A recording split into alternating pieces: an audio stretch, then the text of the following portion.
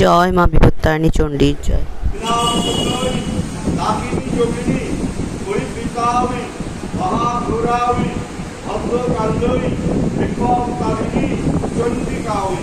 নাম বলতে মাকে বলবেন।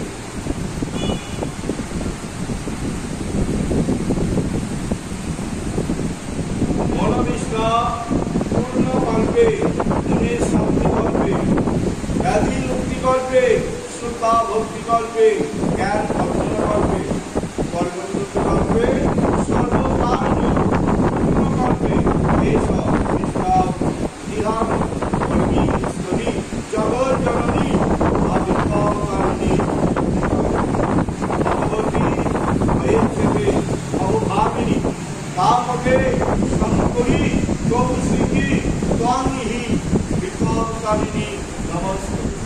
মুনির শান্তি কল্পে সংসারের শান্তি কল্পে মোহ শান্তি কল্পে এসব লক্ষ্মীরা সহিত নিষ্কাম বিহার কর্মী স্ত্রী জগৎ জননী আবির্ভাবকারিণী চন্ডিকা দুর্গা শিবা শান্তি করি ব্রহ্মাণী বন্দ্রপ্রিয়া সর্বলোক হরিত্রিঞ্চ প্রণমামি সদা শিবা মঙ্গলাং সবলাং শুদ্ধাং নিষ্কলাং প্রভাঙ্করাং বিশ্বেশ্বরী বিশ্বমাতা চন্ডিকা নমঃ।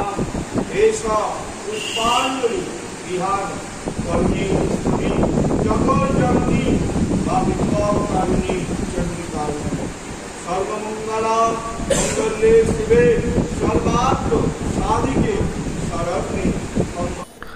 এতক্ষণ যে পুজোটা শুনছিলেন রাজপুরের বিপত্তারিণী মন্দিরের পুজো, অনেকেই তো জানেন রাজপুরের মা বিপত্তারিণী চণ্ডী বাড়ি।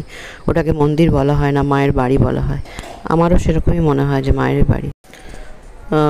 পুরীর মন্দিরে যখন ধ্বজা তোলা হয় বিকেলবেলার, সেই ছবি এটা। রথের টাইমে না, রথের একটু আগে আমরা গিয়েছিলাম, তো তখনকার এটা ছবি। সামনেই রথ আসছে, 7 তারিখ থেকে রথযাত্রা শুরু। এই রথযাত্রার সোজা রথ আর উল্টো রথের মাঝখানে যে দিনটা, শনিবার আর মঙ্গলবার মা বিপত্তারিণীর পুজো হয়। তো শনিবারে রাজপুরে পুজো হয় না, যেটা সোজা রথ আর উল্টো রথের মাঝখানে মঙ্গলবারটা পড়ে, সেই দিন মা বিপত্তারিণী পুজো হয়। আর এটা হচ্ছে রথযাত্রায় জগন্নাথ দেবের যে পুজো হয়, নিচের তলায় অনেকেই গিয়েছেন, নিচতলায় রাম মন্দিরের সামনে জগন্নাথ দেবের পুজো হয়। তো এই সময় পুজো হয়ে তারপরে জগন্নাথ দেব রথে ওঠেন এবং উনি মাসির বাড়ি যান, ওখান থেকে রথ বেরোয়। আর এই যে ডোরগুলো দেখছেন, এই ডোরগুলো 3 দিন ধরে মায়ের পুজোর আগে 3 দিন ধরে এখানে পুজো হতে থাকে মায়ের বাড়িতে। এই যে এত সারা বছর ধরে এই মায়ের ডোরগুলো বাঁধা হয়, 13টা গিট দিয়ে এগুলো বাঁধা হয়। তারপরে মায়ের কাছে এটা 3 দিন ধরে থাকে। এই যে জগন্নাথ দেব চলে গেছেন, তার মুকুটটা পড়ে আছে, উনি মাসির বাড়িতে গেছেন, আর এইগুলো পুজো হচ্ছে।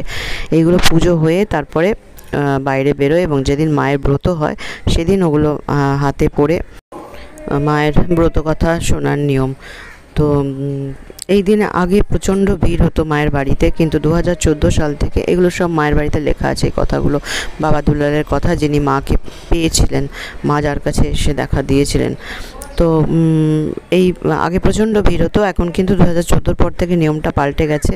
এখন অতটা ভিড় মনে হয় না। আগে যখন যেতাম সেই রাস্তার উপরে লাইন চলে যেত, কিন্তু এখন সেই রকমভাবে ভিড়টা হয় না।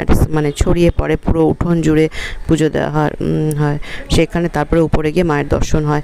মা এদিন কল্পতরু থাকেন। মায়ের সেদিন মানে মায়ের কাছে যা প্রার্থনা করা হয় সবটাই সেদিন মা থাকেন কল্পতরু।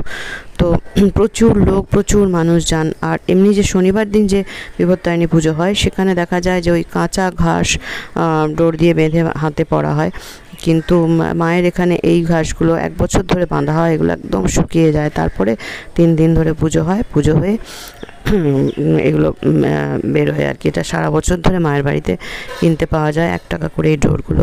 আর এই ডোর মা বলে গেছিলেন যে হাতে সবসময় বেঁধে রাখতে, যে কোনো ভালো কাজের সময় যেতে। এগুলো হচ্ছে মায়ের বাড়ির রথ বেরোনোর আগের ছবি। এগুলো যখন জগন্নাথ দেবের পুজো করে জগন্নাথ দেবকে রথে তোলা হয়।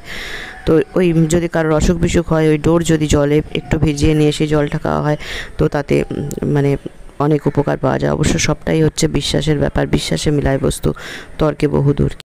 তাই এ নিয়ে তর্ক করব না, কিন্তু যদি কেউ অনুভব করতে পারেন তাহলে বুঝবেন যে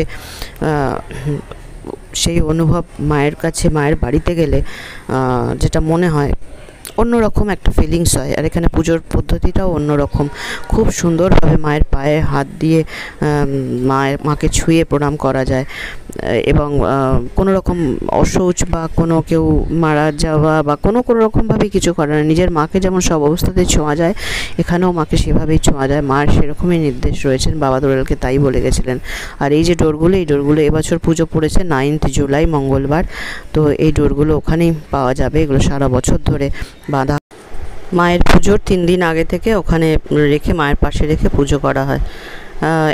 অন্য শনিবার দিন যে বিপত্তারিণী পুজো হয় তাদের নিয়ম আছে শুনেছি, 13টা লুচি খেতে হয়, এবং আরও বোধহয় কিছু নিয়ম আছে, আমি ঠিক জানি না। তো এখানে মায়ের পুজোর যে নিয়মটা সেটা হচ্ছে আগের দিন সোমবার দিন দুপুরবেলা নিরামিষ খাওয়া, আর সোমবার রাতে কোনো সেঁকা জিনিস খাওয়া যাবে না, লুচি বা পরোটা তরকারি দিয়ে খাওয়া যাবে। আর পরের দিন মঙ্গলবার দিন সব ফলমূল, মিষ্টি, ছানা, দই, দুধ এগুলো খাওয়া যাবে। আর যাদের এগুলো খেলে অম্বল হয়, ফল বা দুধ খেলে, তাদের জন্য মা বলেছেন যে মটর ডাল সেদ্ধ করে খাওয়া যায়। তো এছাড়া আর কোনো নিয়ম বিশেষ নেই। 13টা ফল নিয়ে মায়ের কাছে পুজো দেওয়া হয়, 12 মাসের 12টা ফল আর একটা ফল, 13টা ফল দিয়ে মায়ের কাছে পুজো করা হয়। এই যে ডোরগুলো সব এরকম জমা থাকে, প্রচুর ডোর। তো এবছরে পুজো পড়ছে, এবং সোমবার দিন রাত্রি 2:30 থেকে 2:30 AM থেকে পুজো শুরু হয়। পরের দিন 4:30 পর্যন্ত, অর্থাৎ মঙ্গলবার দিন 4:30 পর্যন্ত মায়ের পুজো চলে। জয় মা বিপত্তারিণী চণ্ডী।